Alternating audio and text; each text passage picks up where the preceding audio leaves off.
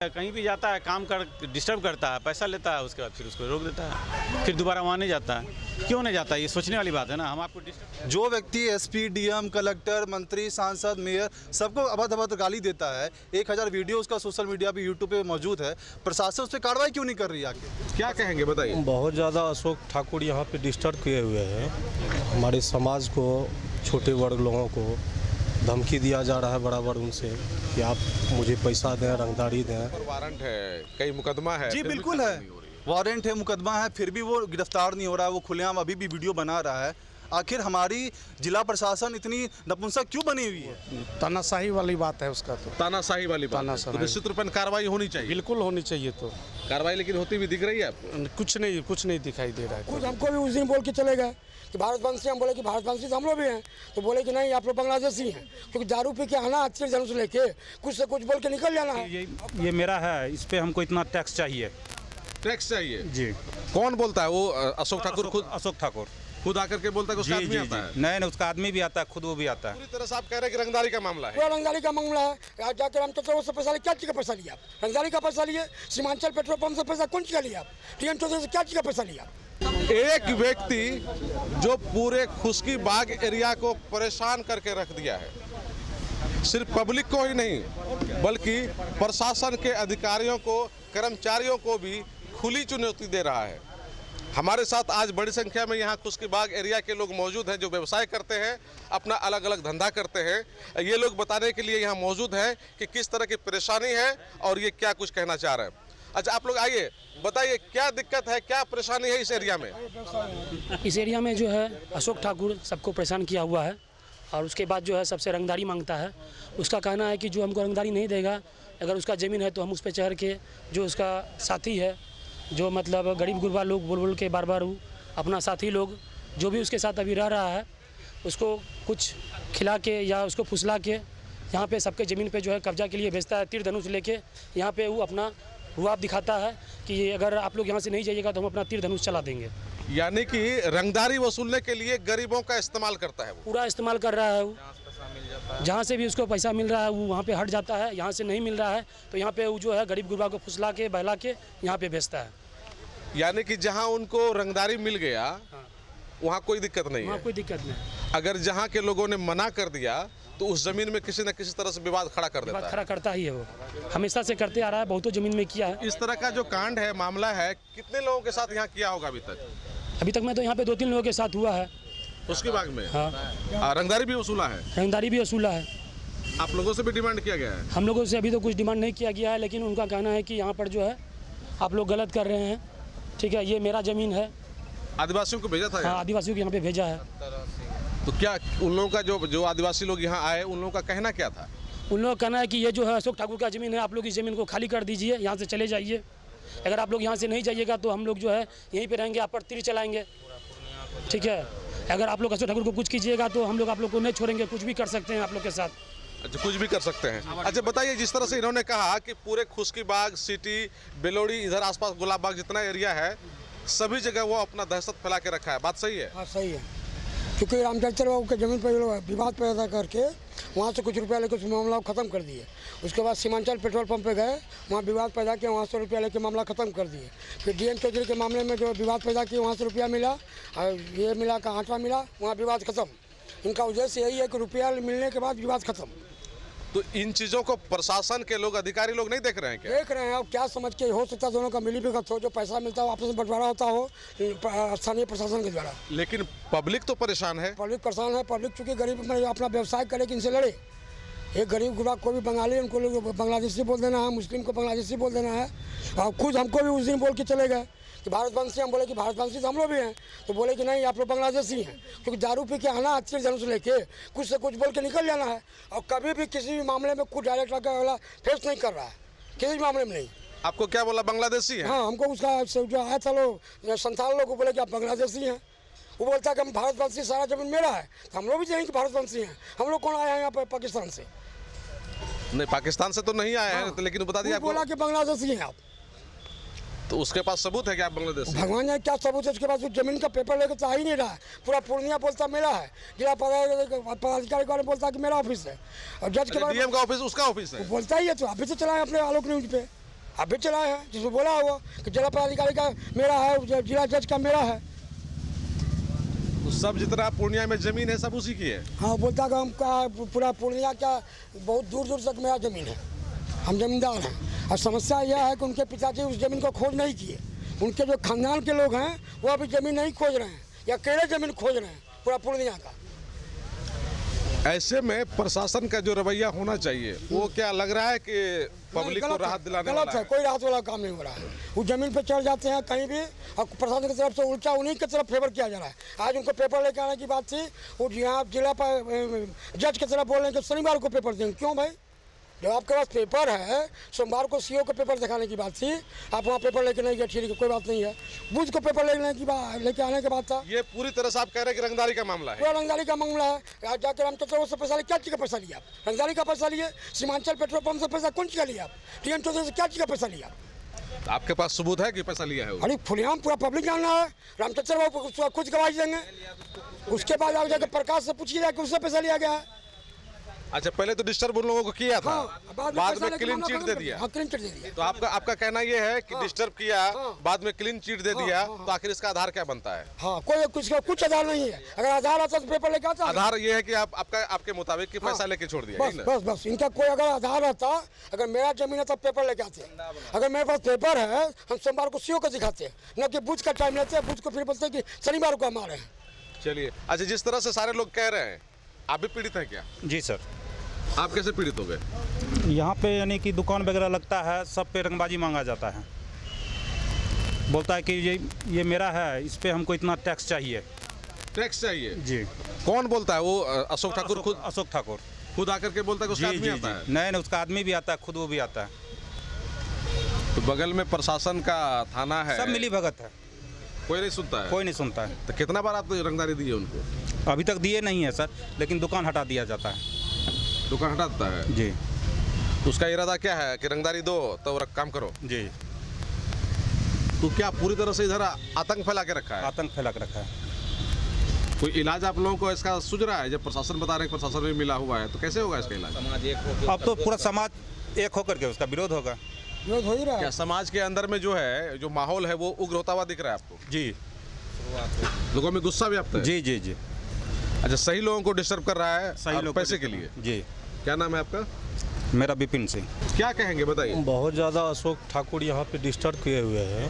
हमारे समाज को, छोटे वर्ग लोगों को धमकी दिया जा रहा है बराबर उनसे कि आप मुझे पैसा दें, रंगदारी दें, और समझ में नहीं आ रहा है इसके बारे में हम लोग क्या करें। तो आप लोग कानून में गए तो कानून से कुछ मदद मिला कि नहीं? कानून से कोई मदद नहीं मिल पा रहा है वहाँ, क्योंकि उनके नीचे सारे लोग फेल कर जा रहे हैं। तो आखिर उसमें क्या इतनी बड़ी बात है? क्या कितना पावर है जो आखिर प्रशासन कुछ नहीं कर पा रहा? वो तो प्रशासन बताएगी, हम लोग क्या कर सकते हैं। प्रशासन भी उस व्यक्ति के सामने कुछ नहीं है? जी नहीं, कुछ नहीं। ऐसा आप लोगों को लग रहा है? जी जी बिल्कुल। अच्छा, ऐसा तो नहीं है कि आप लोग बेवजह उन पर आरोप लगा रहे हैं? नहीं नहीं, बेवजह कोई आरोप नहीं है। वो तो सारा समाज जान रहा है, सारे यहाँ के लोग जान रहे हैं, खुक्सीबाग के सब प्रताड़ित हैं उनसे। सारे लोग प्रताड़ित? जी बिल्कुल।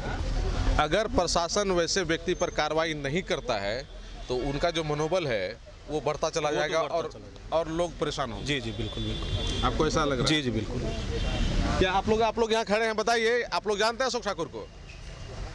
जानते हैं क्या? अशोक ठाकुर को जो है लाइव देखे, यही उसको कहना है जो पूरा जो है ना पूर्णिया मेरा ही है, और वो अलग कलेक्टर ऑफिस, डीएम ऑफिस सब बोल रहा है मेरे में ही बना हुआ है।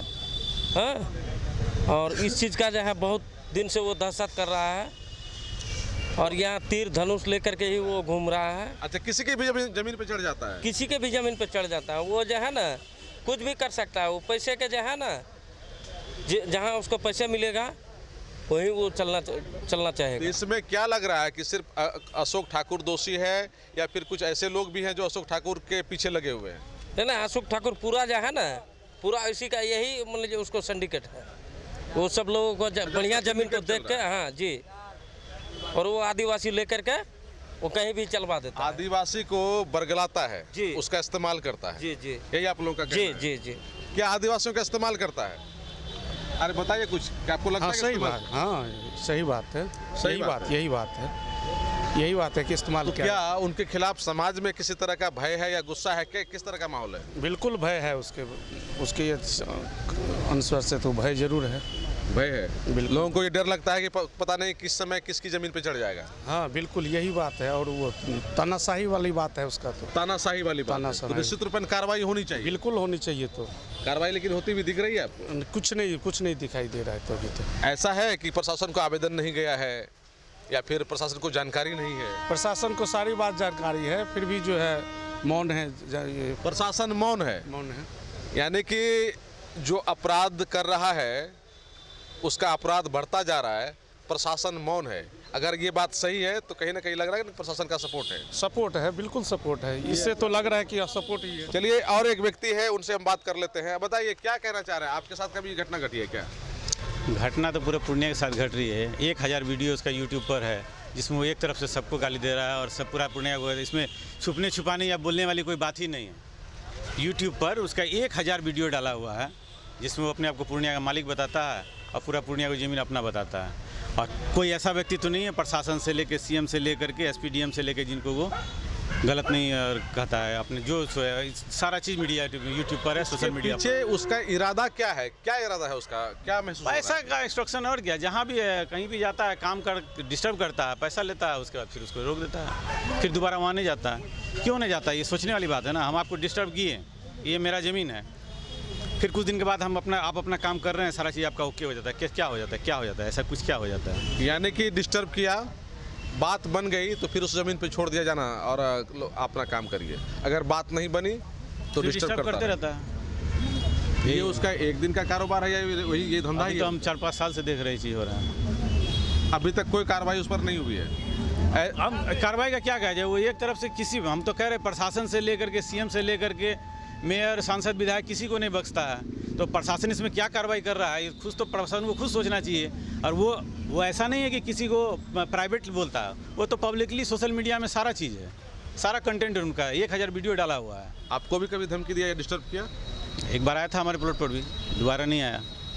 क्या आकर क्या बोल रहा था? हमसे बातचीत नहीं हुआ था, डायरेक्ट मेरे भाड़ादार को बोला था कि भाड़ा हमको जमा करेगा, सचिन को नहीं देगा, गौरव को नहीं देगा।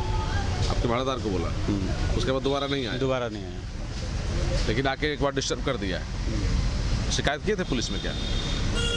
शिकायत का कोई नतीजा नहीं है, सारे लोग परेशान हैं, शिकायत का कोई नतीजा नहीं है। यानी कि एक व्यक्ति पूरे इस एरिया को परेशान करके रखा हुआ है, यही ना माने हम लोग? एकदम। क्या और कोई आप लोग कुछ बोलना चाह रहे हैं? हाँ, क्या कहना चाह रहे हैं? सबसे बड़ी दुर्भाग्य की बात यह है कि जो व्यक्ति जिला का मालिक डीएम होता है, अब वो कहता है कि डीएम साहब का आवास मेरे ज़मीन पे है, कलेक्ट्रेट मेरे ज़मीन पे है, एसपी आवास मेरे ज़मीन पे। अगर तुम्हारे पास कागजात, तुम कागजात दिखाओ। अब प्रशासन उस पर कार्रवाई क्यों नहीं कर रही आज तक, ये सबसे आश्चर्य की बात है। जो व्यक्ति एसपी, डीएम, कलेक्टर, मंत्री, सांसद, मेयर सबको अभद्र गाली देता है, 1000 वीडियो उसका सोशल मीडिया पे यूट्यूब पे मौजूद है, प्रशासन उस पर कार्रवाई क्यों नहीं कर रही? आखिर प्रशासन मौन क्यों है?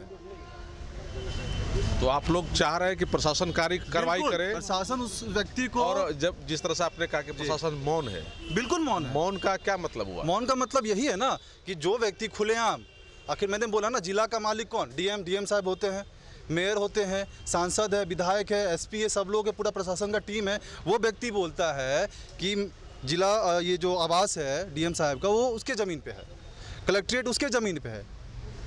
वो अभद्र भाषा का प्रयोग करता है। खुलेआम ये कह रहा है ना कि जो डीएम साहब हैं, हाँ। वो ब्रोकर से मिले हुए हैं, डीएम ब्रोकरी कर रहे हैं, इस तरह की बातें। आखिर फिर प्रशासन मौन क्यों है? ये तो आरोप लगा डीएम के ऊपर में, ये तो सरासर उसने आरोप लगाया है। तो आखिर प्रशासन मौन क्यों है? उस व्यक्ति को उठाती क्यों नहीं है? बुला के उचित कार्रवाई। और सबसे बड़ी बात है, जो सरकार ने हमारे आदिवासी भाई बहन को कानून दिया है उसकी सुरक्षा के लिए, ये व्यक्ति उस कानून का दुरुपयोग करवाता है उन लोगों से, उनको बहला करके, फुसला करके, उनको किसी की ज़मीन पे चढ़ाना है, उससे पैसा ऐंठना है। उनको क्या मिलता है? कुछ भी नहीं। ये तो सरासर कानून का दुरुपयोग कर रहा है वो व्यक्ति। आखिर हमारे आदिवासी भाई बहन, किसी प्लॉट पे कुछ घटना घट जाएगी कल को चल के, वो व्यक्ति जिम्मेदारी लेता है उन सबकी? उनसे पूछा जाए ये सवाल।